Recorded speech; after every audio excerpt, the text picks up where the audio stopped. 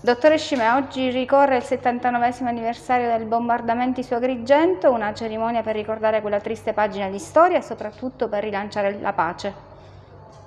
Sicuramente era il 12 luglio del 1943 quando praticamente su Agrigento caddero le bombe e perirono 300 civili, ma non solo praticamente i morti, ma molti feriti.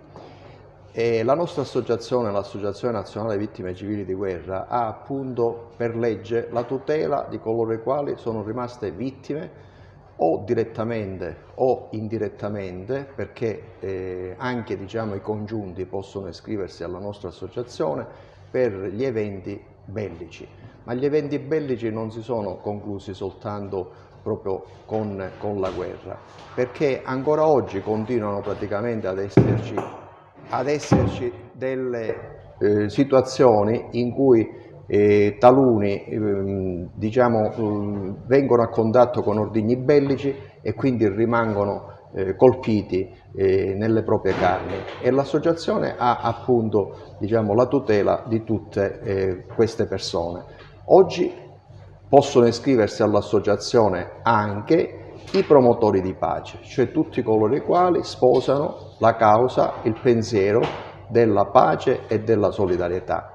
Noi testimoniamo ogni giorno col nostro impegno, andando nelle scuole. Non a caso, di concerto con il MIUR, sta partendo un progetto Testimoni di Pace, in cui proprio le vittime civili saranno protagoniste e porteranno ai giovani le proprie esperienze, affinché praticamente non ci siano più questi lutti e queste persone colpite nelle proprie carni.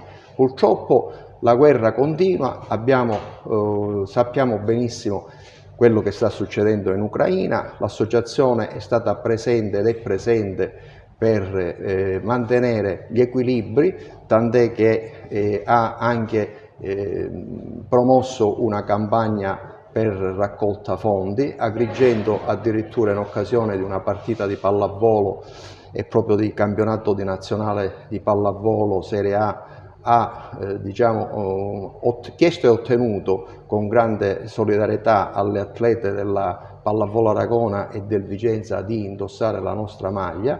E un'altra campagna che abbiamo affrontato e che continuiamo ad affrontare è Stop alle bombe. I consigli comunali e le giunte municipali hanno adottato delibere in cui praticamente hanno stigmatizzato nei confronti della guerra, e quindi sempre per quei concetti di pace e di solidarietà. Devo dire che in provincia di Agrigento, oltre al comune di Agrigento, anche diversi comuni, anche piccoli comuni come Ioppolo Giancascio, hanno praticamente aderito a questa campagna di stop alle bombe, stop alle mine. Noi con il nostro impegno intendiamo sconfiggere proprio con il pensiero, con l'impegno, con la nostra forza delle idee, con la forza delle idee vogliamo annullare addirittura gli stessi ordigni bellici. E quindi praticamente il nostro impegno è quello di educare soprattutto i giovani e le nuove generazioni alla pace, alla solidarietà e alla concordia.